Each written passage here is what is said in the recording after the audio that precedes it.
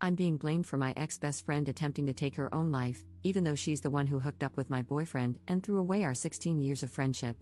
Posted by you/sapphire_trash. My ex-best friend attempted to take her own life, and I don't care. I haven't reached out.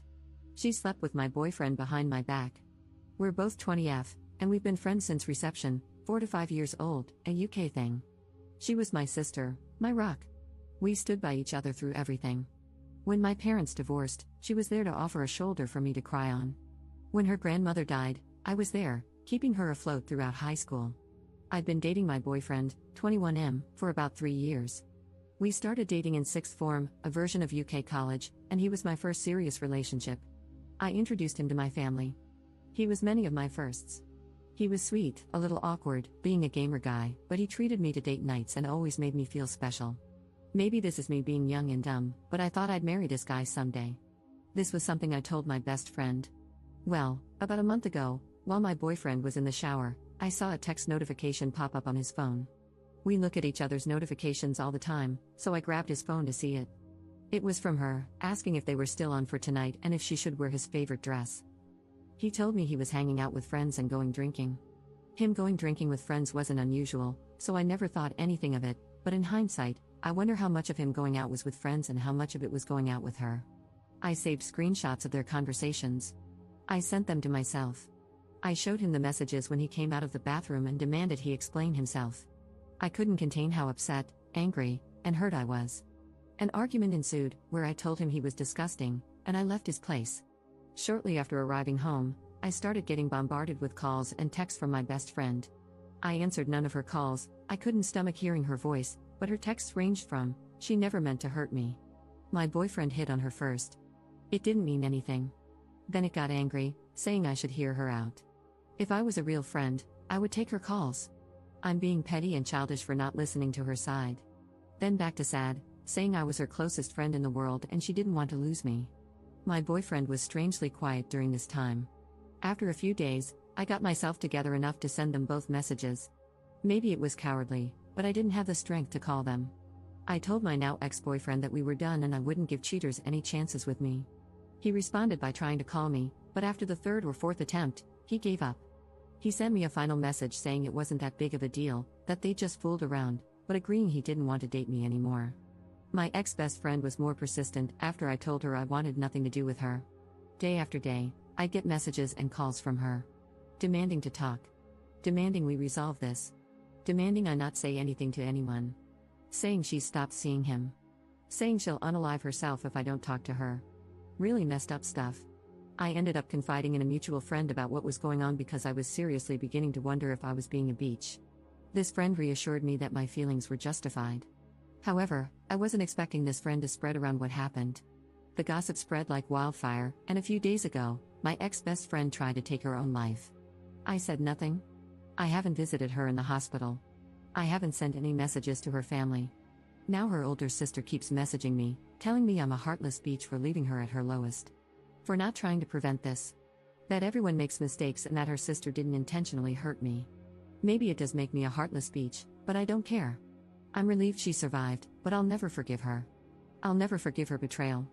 She destroyed our friendship when she slept with my boyfriend. Commenter. Good, don't contact her or her family, that's done for. You're not responsible for her mental health. And make better friends, not gossiping ones like the one who told everyone. Just cut them off. If your family tries to pressure you to be friends with her, warn them that you're not above going low contact with them. Block them all as well. Ops response. Unfortunately, I don't think the friend I confided in had intended for things to escalate so much. She really helped me understand that I wasn't being a terrible person for not giving my ex-BFF a second chance. She cheered me up and made me feel better, but she ended up telling the rest of our friend group, and after that, it was like Pandora's box had been opened. I've blocked my ex and my ex-BFF. I've also blocked her sister, and it's looking like I'll need to block one of her cousins too. This makes me a little sad because I was always so close with her cousins. My dad agrees with me 100% and told me I'm doing the right thing. When I told my mom, I could tell she was disappointed and tried suggesting that I talk to my ex-BFF, but I shut that down really quickly, and she backed off. Update 1 month later. Hey again. It's been a while. First, I want to thank everyone for all their comments and support. In hindsight, I now realize I wasn't being a beach, but in the moment, when I was being bombarded by texts and calls from her family, it's hard not to let those thoughts mess with your head. I didn't know if I was going to post an update, but some things have happened, so this might get a little long, sorry. Giving fake names, ex-BFF is Nikki, her older sister is Tammy, and ex-BF is Josh. I'll name anyone relevant as I go. So I mentioned in a comment that my mom wanted to speak to me later that day.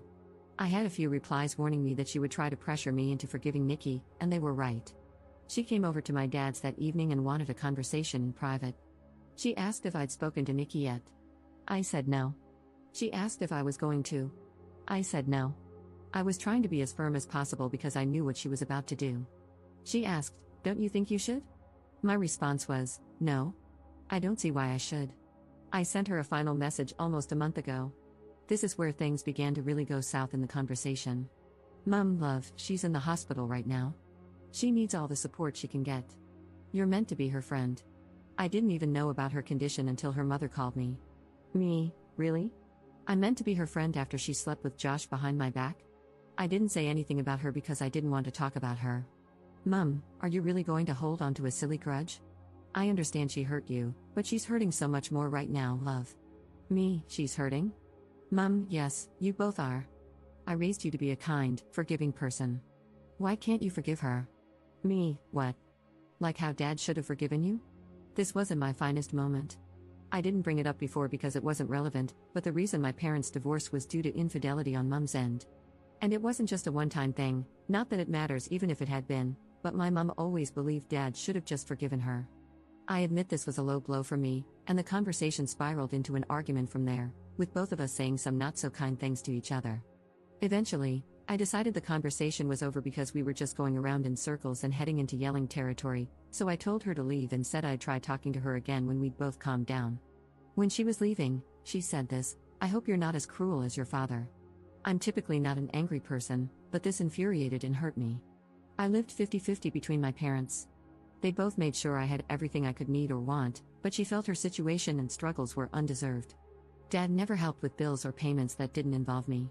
She expected more. Cheaters always do. I didn't say anything when she left.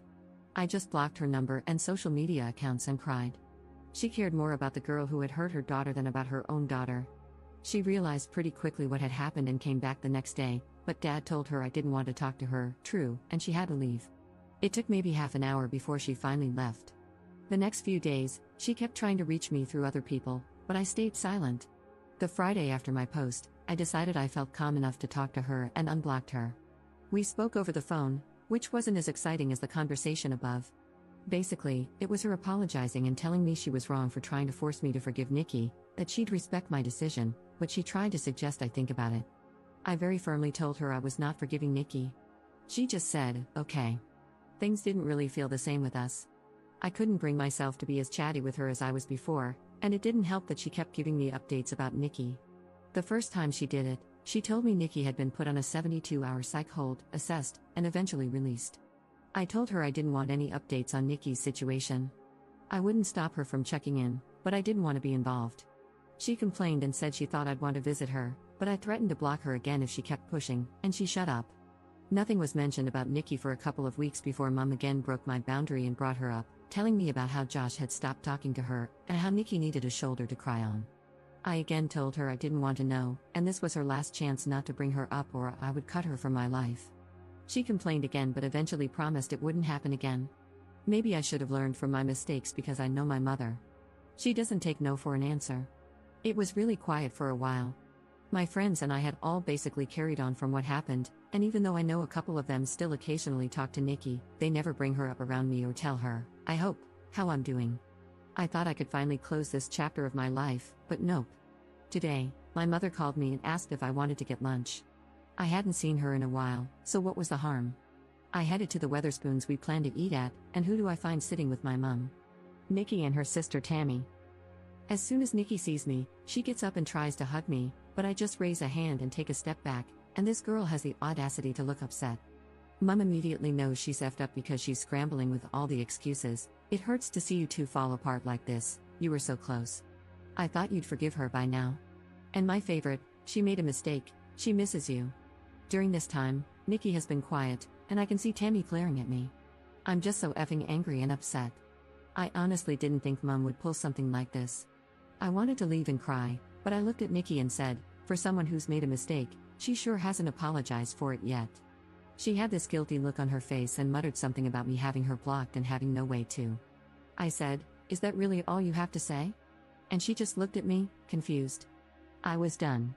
I turned to leave, and her sister started yelling after me, saying that I owed Nikki a second chance with all the trauma I put her through, while Nikki was begging me to just listen to her and talk to her.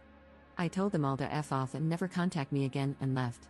I managed to get out of there before Tammy started a fight and went home, where I sent my mom a text a while ago telling her she'd better lose my number because she no longer has a spot in my life. Then I blocked her and just cried.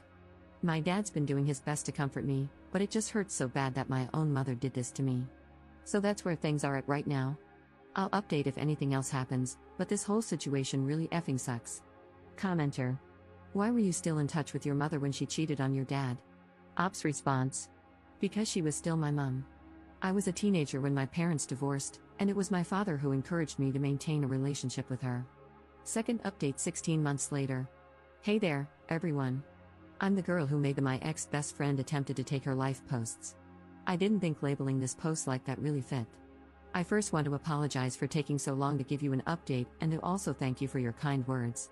I haven't been able to reply to many messages, and I've had a lot, but I've taken the time to read through every single one, and I appreciate every single one of you. This Christmas has been amazing.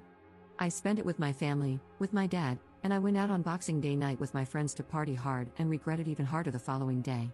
I'm in a much better place than I was back in December 2023. That's kind of why I struggled to give you all an update, because around Christmas and New Year's 2023, I was not in a good place. I really needed to focus on myself and work on getting to a better place. As of January 2024, I have been no contact with my mother. Unfortunately, I've seen her since then, and I've done my best to avoid talking to her on the 3 occasions I've had to be in the same place as her. Not out of choice, mind you, but it is what it is. During Christmas 2023, she had expected that I would be spending it with her and her side of the family. Given the events at that time, this was obviously not happening, and my dad told her as much. She lost her mind. She refused to take no for an answer leading up to Christmas, to the point that Dad and I left for my paternal aunt's house on Christmas Eve to spend the night there. According to a neighbor, my birth giver showed up pretty early in the morning to catch us leaving, but was irate to learn we already weren't there. Thankfully, my aunt had moved house quite recently, so my mother didn't know the new address. However, we came home to parcels completely destroyed on our porch the following Boxing Day. There was even a Christmas card labeled for me, but inside was a horrible letter from my mother, describing me as the worst daughter on the planet. That honestly destroyed me, and I spent New Year's a mess. It's difficult cutting off your own mother. I spent half of January 2024 trying to fix things with her, but it came to a head when I realized I was the only one being forced to compromise. I finally cut off contact, and it's been that way since. There's been more between then and now, but I think those are incidents I'll post on my Reddit page or in the comments of this post to prevent it from getting too long. In terms of Nikki, I've heard she's doing better.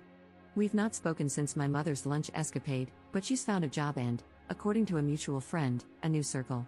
Despite everything that she's put me through, I'm happy for her. It's almost 2 a.m. here in the UK, so if I suddenly stop responding to comments, I've fallen asleep.